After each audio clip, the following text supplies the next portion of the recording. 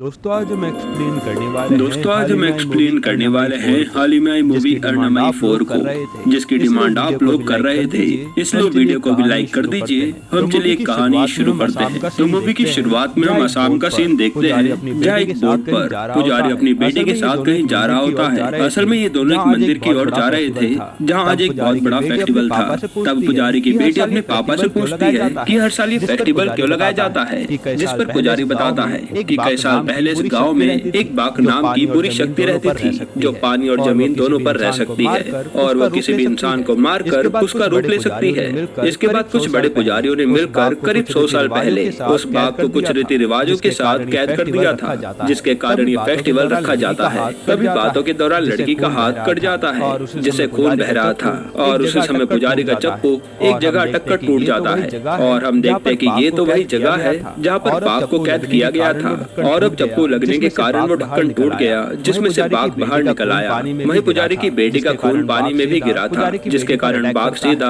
पुजारी की बेटी पर अटैक करता है। और अगले ही पल हम देखते हैं कि पुजारी की बेटी तो पानी से मछली निकाल कर खा रही है, जो देखकर पुजारी उसे ऐसा करने से मना करता है। तभी पुजारी की नजर उसकी बेटी की लाश पर पड़ती है, जो पानी में बह रही थी, और पुजारी समझ जाता है कि ये सामने जो उसकी बेटी बैठी है वो बाघ है, जिसने लड़की का रूप ले लिया। अब ये बाघ पुजारी पर भी हमला करता है, पर उसी समय मंदिर में देवी की पूजा हो रही थी, जिससे बाघ थोड़ा कमजोर पड़ गया था। तब पंडित जी पवित्र जल छिड़क कर उस बाघ की आत्मा को एक लोटे में कैद कर लेते हैं। इस पर बाघ तड़पने लगता है कि मेरी आत्मा को छोड़ दो, पर यहाँ पुजारी कहते हैं कि तूने मेरी बेटी को मारा है, अब से तू ऐसे ही हमेशा के लिए मेरी बेटी बनकर रहेगा। अब बाघ की आत्मा जिसके पास होती है, बाघ उसकी हर बात मानता है, इसलिए बाघ को पुजारी की बात माननी पड़ती है। हालांकि बाघ पुजारी पर काफी गुस्सा था। फिर पुजारी बाघ को अपने घर अपनी बेटी की तरह ही लाता है, और अपनी बीवी को भी नहीं बताता कि ये उनकी बेटी नहीं बाघ है, ताकि उसकी बीवी को दुख ना हो।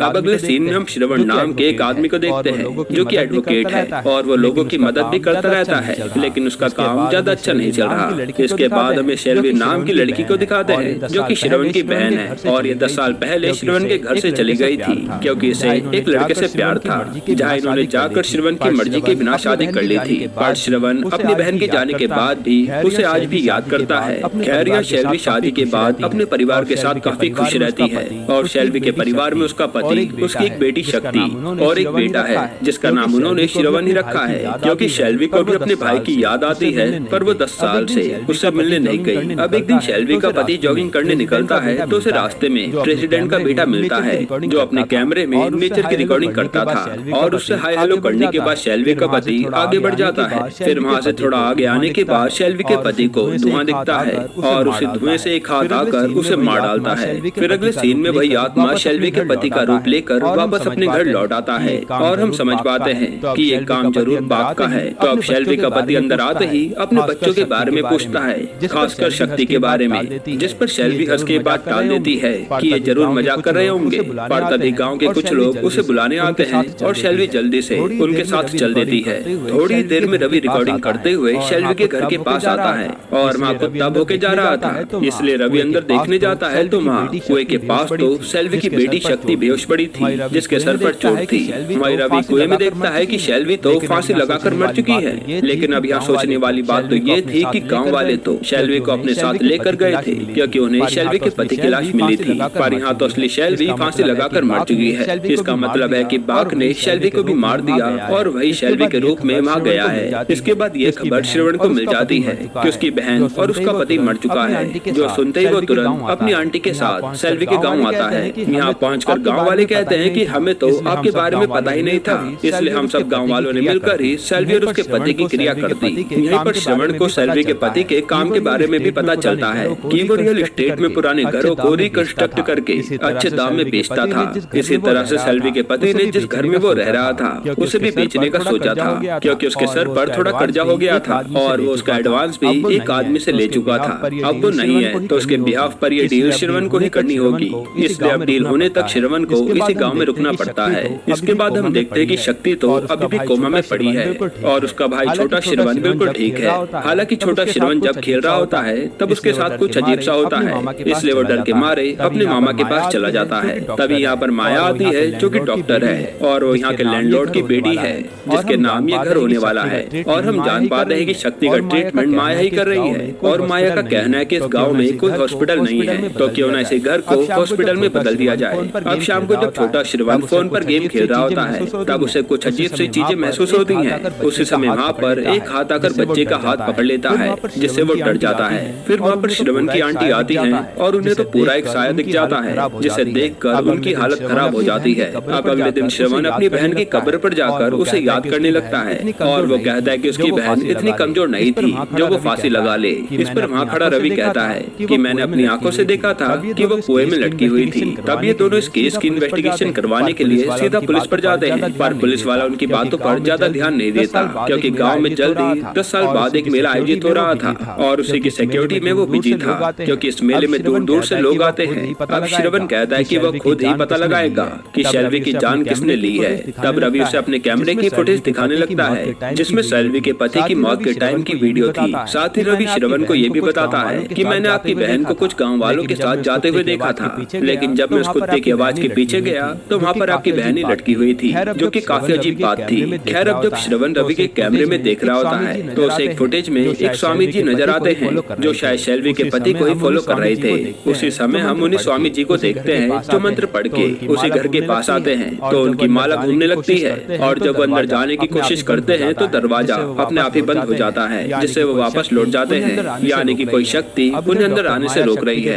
अब इधर डॉक्टर माया शक्ति के रूप की तरफ आती है तो वहाँ उसे परछाई दिखती है जो तुरंत गायब भी हो जाती है और माया के साथ अजीबोगरीब चीजें होने लगती हैं जिससे माया के तो होश उड़ जाते हैं। यहाँ रवि और श्रवण जब घर आ रहे थे तब एकदम से कोई शक्ति इनकी कार पर हमला करती है जिससे इनकी कार यहीं पर बंद हो जाती है। फिर श्रवण को जंगल से कुछ आवाजें आती हैं और उसके पीछे जाने लगता है। हालांकि थोड़ी आगे जाकर वो आवाजें गायब हो जाती हैं और हम देखते हैं कि यहाँ तो रवि को शेल्वी दिख रही है और उसके साथ डरावने इंसिडेंट होने लगते हैं। फिर जब श्रवण वापस रवि के पास आता है तो यहाँ ना तो रवि की कार थी और न ही रवि। तब थोड़ी आगे जाने के बाद श्रवण को रवि का कैमरा पड़ा मिलता है जिसमें वही स्वामी जी की वीडियो थी और ये देखकर श्रवण का शक यकीन में बदल जाता है कि जरूर इसने ही रवि के साथ कुछ किया होगा। यहाँ घर में माया और श्रवण की आंटी ये डिस्कस कर रहे थे कि इस घर में कोई भूत है, पर ये दोनों चुप रहने का फैसला करते हैं क्योंकि अगर ये सच्चाई बाहर आ गई तो माया इस जगह पर हॉस्पिटल नहीं बना पाएगी। अब इसके बाद माया श्रवण को लेकर उस गाँव के सबसे बड़े फेस्टिवल में आती है जो 2 दिन बाद शुरू होने वाला था और यहाँ माता की बड़ी सी मूर्ति बनाई गई थी और ठीक उसी के सामने एक असुर की भी मूर्ति थी जिसपे फेस्टिवल वाले दिन माता वार करेंगी। यहाँ इनकी बातों से हमें ये भी पता चलता है कि इस मेले में भारत के कोने कोने से लोग शामिल होने आते हैं क्योंकि ये बहुत पवित्र फेस्टिवल है। वही हम कुछ पुजारियों को भी देखते हैं जो मेले के लिए ही आए थे और उन्हीं में हमें वही पुजारी दिखता है जिसने मूवी की स्टार्टिंग में बाघ को कैद कर लिया था। अब जब ये पुजारी मंदिर में जाने लगता है तो मंदिर के ऊपर देखकर इसके होश उड़ जाते हैं और वो यहाँ से बाघ निकलता है। अब इसने ऐसा क्या देख लिया था वो हमें आगे पता चलेगा। इधर हम श्रवण को देखते हैं जो कहीं जा रहा था। तब उसे जंगल में रवि की कार दिखती है जो पेड़ से ठुकी थी और उसी पेड़ पर रवि की लाश भी पड़ी थी, जिसे देखते ही श्रवण पुलिस को बुला लेता है और प्रेसिडेंट अपने बेटे की मौत पर बहुत रोते हैं क्योंकि 2 दिन बाद तो उसका बर्थडे था और उससे पहले ही वो ये दुनिया छोड़कर चला गया। अब ये सब होने पर पुलिस वाला श्रवण पर ही शक करने लगता है कि तूने रवि को पहले देखा, बता तूने उसके साथ क्या किया। जिस पर श्रवण कहता है कि मुझे इन सब में उस स्वामी जी पर डाउट हो रहा है जिसकी वीडियो रवि के कैमरे में है। तभी श्रवण की नजर वहीं खड़े स्वामी जी पर पड़ती है जो इन पर दूर से नजर रख रहा था, इसलिए वो जल्दी से स्वामी जी के पीछे जाता है पर स्वामी जी तब तक वहाँ से भाग गए थे। फिर जब ये सब थोड़ा आगे जाते हैं तो इन्हें स्वामी जी का एक खुफिया अड्डा मिलता है जिसमें कई तरह के रिचुअल हो रखे थे और वहाँ रवि, शेल्वी और शेल्वी के पति की फोटोज पड़ी थी जो ये साबित करता था कि स्वामी जी इन सब कत्लों से जुड़े हैं। साथ ही श्रवण को वहाँ पर शक्ति की भी फोटो मिलती है जिससे उसे लगता है कि अब शक्ति की जान को भी खतरा है। हालांकि ये सब देखकर पुलिस वाले भी श्रवण की बात मान लेते हैं कि स्वामी जी ही इन सब मौत के पीछे हैं। वहीं हम स्वामी जी को देखते हैं जो एक पेड़ पर थे और उनके हाथ में उसी पुलिस वाले की फोटो थी। इधर छोटा श्रवण जब अकेला था तब उसके साथ डरावने इंसिडेंट हो रहे थे और हमें एक साया भी दिखता है। तभी वहाँ श्रवण आता है और सब नॉर्मल हो जाता है। फिर श्रवण को वहाँ शेल्वी की एल्बम दिखती है जिसमें श्रवण जब शक्ति की बर्थडे की फोटो देखता है तो उसको कुछ समझ आता है और वो सीधा जाकर गाँव के लोगों के सर्टिफिकेट चेक करने लगता है जिसमें उसे कुछ क्लू मिलते हैं और ये देखकर वो सीधा माया को कॉल करके कहता है कि जाकर शक्ति की बॉडी पर चेक करो कि कहीं उसकी बॉडी पर रेड मोल तो नहीं है। फिर थोड़ी देर में श्रवण भी वहाँ पहुँच जाता है और ये देखते हैं कि शक्ति की पीठ पर एक रेड मोल है। फिर श्रवण माया को बताता है कि कल यानी 15 जून को शक्ति, रवि और उस पुलिस वाले का बर्थडे है और इन तीनों का जन्म 10-10 साल के गैप में हुआ था। जैसे शक्ति से 10 साल पहले रवि जन्मा था और रवि से 10 साल पहले वो पुलिस वाला।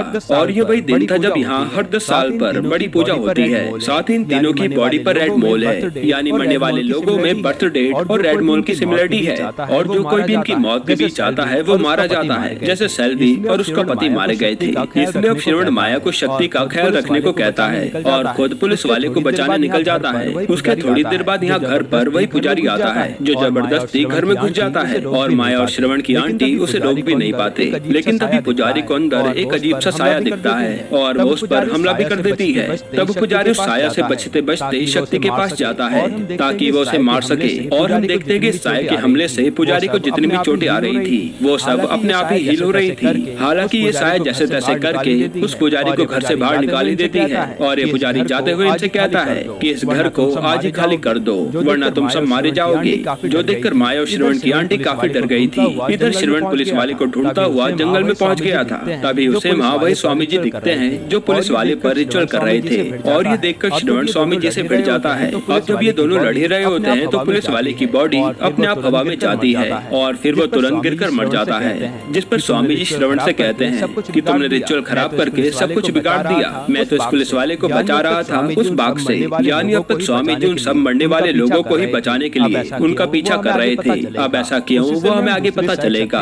उसी समय हम दूसरी साइड शक्ति को देखते हैं जो अब कोमा से बाहर आ गई थी। इसके बाद यहाँ पुलिस वाले उस असम वाले पुजारी के घर जाते हैं तो देखते कि यहाँ तो वो पुजारी और उसकी बीवी की लाश पड़ी थी। यानी जो पुजारी शक्ति को मारने गया था वो शायद बाकी था। फिर हम देखते हैं कि पुलिस वालों ने स्वामी जी को भी पकड़ रखा है और आज स्वामी जी सब कुछ बताते हैं। असल में वो असम से हैं जिनके परिवार वालों ने ही मिलकर उस बाघ को कैद किया था ताकि वो आगे किसी की जान न ले पाए। पर कुछ ही साल पहले बाघ फिर से आजाद हो गया जो कि हमने मूवी की स्टार्टिंग में देखा था। फिर कुछ टाइम बाद स्वामी जी ने उस पुजारी की बेटी की डेड बॉडी देखी तो वो देखते ही चौंक गए क्योंकि उन्होंने तो पुजारी की बेटी को उनके साथ देखा था और यहीं से वो समझ गए कि ये सब बाघ ने किया है। पर जब ये लोग पुजारी से मिलने गए तो पता चला कि पुजारी तो असम से जा चुके हैं क्योंकि वो अपनी बेटी को खोना नहीं चाहते थे, फिर चाहे वो बाघ ही क्यों ना हो। इसके बाद स्वामी जी पुजारी को ही ढूंढने लगे और उन्हें इस जगह की देवी माँ के बारे में पता चला कि यहाँ की कितनी मान्यता है और उन्हें पुजारी यहाँ मिल सकता है। फिर वो बताते हैं कि पुजारी ने इस मंदिर की चोटी पर वो लोटा छुपा दिया था जिसमें उसने बाघ की आत्मा कैद की थी ताकि बाघ उस लोटे से अपनी आत्मा बाहर ना निकाल पाए क्योंकि यहाँ की देवी माँ बहुत शक्तिशाली है। पर एक दिन पुजारी की बेटी यानी बाघ को पता चल जाता है कि पुजारी ने तो उसकी आत्मा मंदिर की चोटी पर रखी हुई है। इसलिए वो एक आदमी को पैसे देकर वो लोटा उतरवा लेती है जिसके बाद वो आत्मा आजाद हो गई। यानी इसलिए वो पुजारी मंदिर की चोटी को देखकर इतना डर गया था क्योंकि वहाँ पर लोटा नहीं था। फिर जब पुजारी अपने घर गया तो बाघ ने उसकी बीवी को मार दिया था जिसके बाद उसने पुजारी को भी मार दिया और खुद पुजारी का रूप लेकर शक्ति के घर गया था जिसे उस अनजान साये ने मार कर घर से भगा दिया। इसके बाद स्वामी जी बताते हैं कि वो बाघ आत्मा हासिल करने के बाद भी शक्तिशाली नहीं बना है। उसे अपनी शक्ति वापस पाने के लिए 3 लोगों की बलि देनी होगी और वो 3 लोग हैं रवि, शक्ति और वही पुलिस वाला जिनके जन्म उसी दिन हुए थे जिस दिन गाँव में वो भव्य मेला लगता है और उनकी बॉडी पर लाल तिल भी है। अगर बाघ इन तीनों की बलि माता की पूजा होने से पहले दे देता है तो वो बहुत शक्तिशाली हो जाएगा जिसे फिर कोई रोक नहीं सकता। इसलिए पहले वो बाघ शक्ति को मारने के लिए ही शेल्वी के पति को मारकर उसका रूप लेकर आया था और वो शेल्वी से बार बार शक्ति के बारे में पूछ रहा था। तभी शक्ति शीशे में देखती है कि ये तो कोई बुरी आत्मा है। तब शक्ति अपने बच्चों को बचाने में लग जाती है और अपनी जान तक जोखिम में डाल देती है ताकि ये आत्मा उसके बच्चों को कुछ न कर सके। हालांकि ये बाघ शेल्वी को फांसी लगाकर वहीं मार डालता है। इसके बाद बाघ ने शेल्वी का रूप ले लिया और वो शक्ति को मारने वाली थी पर वहाँ मौके पर गाँव वाले पहुँच गए जो उसे अपने साथ ले जाते हैं। फिर जब शक्ति अपनी माँ को देखने कुएं पर आती है तो उसका पैर फिसलता है और उसका सिर पत्थर पर टकराने से वो बेहोश हो जाती है। अब स्वामी जी कहते हैं कि मैं काफी टाइम से इस उलझन में था कि इस बाघ ने अभी तक शक्ति को क्यों नहीं मारा और वो बताते हैं क्योंकि अभी शक्ति की माँ शेल्वी उसकी रक्षा कर रही है जो आत्मा बनकर उस बाघ से भी भिड़ गई थी लेकिन उसने शक्ति को एक आंच तक आने नहीं दी। फिर स्वामी जी कहते हैं कि बाघ 2 लोगों को मारकर थोड़ी शक्ति हासिल कर चुका है, बस अब बारी शक्ति की है और अभी तक हमें ये भी नहीं पता कि बाघ को अब कैसे कैद किया जाए। ये सुनते श्रवण तो शक्ति को बचाने अपने घर की ओर निकल जाता है। अब इधर स्वामी जी जब लॉकअप में थे तब यहाँ पर बाघ हमला करती है पर स्वामी जी अपनी पावर से उस बाघ को भगा देते हैं। इधर आज हम घर में शक्ति का बर्थडे सेलिब्रेट होते हुए देखते हैं जहाँ हमें पता चलता है कि सेल्वी के बच्चे उसे देख सकते हैं और वो उनके साथ खेलती भी है। फिर जब यहाँ माया स्कूटी से घर में आती है तो वो अंदर नहीं आ पाती और उसकी आवाज सुनकर सब लोग बाहर भागते हैं। फिर जब श्रवण की आंटी उसे अंदर लाती है तो वो आराम से घर में एंटर हो जाती है। पर जैसे ही ये लोग स्कूटी को अंदर लाते हैं तो वह स्कूटी अंदर नहीं आ पा रही थी। तब श्रवण देखता है कि माया के कोट पर एक खून लगा है जो कि बाघ का खून था, इसलिए सेल्वी की आत्मा उसे अंदर आने नहीं दे रही थी। असल में माया पुलिस स्टेशन में सबकी मरहम पट्टी करके आई थी क्योंकि वहाँ बाघ का हमला हुआ था और इससे ये लोग समझ जाते हैं कि बाघ अभी भागा नहीं है बल्कि वो तो अब किसी और को मारकर उसका रूप ले चुका है। ये जानते ही श्रवण सीधा उस प्रेसिडेंट से मिलने जाता है और यहाँ उसे प्रेसिडेंट की कार में स्वामी जी की लाश मिलती है, जो देखकर श्रवण समझ जाता है कि अब बाघ ने स्वामी जी को मारकर उसका रूप ले लिया। तब हमें पता चलता है कि जब स्वामी जी बाघ से लड़ रहे थे तो उसने उन्हें मारकर उसका रूप ले लिया था। फिर हम स्वामी जी यानी बाघ को देखते हैं जो सेल्वी की कब्र के पास पहुंच गया था और वो कुछ आदमियों से सेल्वी की बॉडी बाहर निकलवाता है। असल में बाघ का प्लान था कि वो सेल्वी की बॉडी को जलाकर उसका संस्कार कर देगा जिससे उसकी आत्मा को मुक्ति मिलेगी और वो आराम से शक्ति को मार पाएगा। इसके बाद बाघ मंत्र पढ़ता है और यह सेल्वी जो अपने बच्चों के साथ खेल रही थी उसकी आत्मा वहाँ खींची चली आती है। फिर यहाँ सेल्वी की आत्मा आते ही बाघ से लड़ने लगती है और इन दोनों के बीच भयंकर फाइट होती है, पर ये बाघ कुछ बुरी शक्तियों की मदद से सेल्वी को हरा देता है और फिर सेल्वी की आत्मा को उसकी बॉडी में डालकर उसे जला भी देता है जिससे उसकी आत्मा यहाँ से चली जाती है। तभी वह श्रवण आता है जो सेल्वी की आत्मा को देखकर रो रहा था और सेल्वी जाते जाते कहती है कि भैया मेरे बच्चों का ख्याल रखना।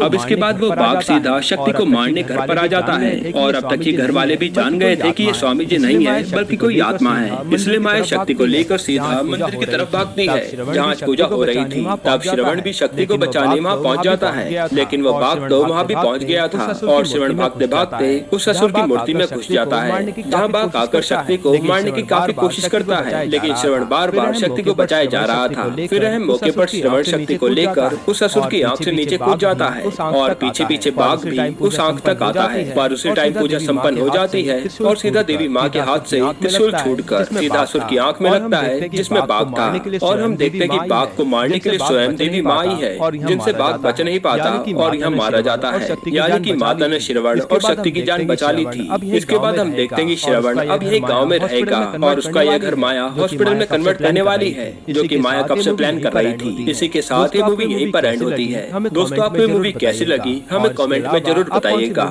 और इसके अलावा आप कौन सी मूवी का एक्सप्लेनेशन देखना चाहते हैं वो भी कमेंट में बताइएगा। बाकी अगर आपको हाल ही में आई एक कमाल की वेब सीरीज देखनी है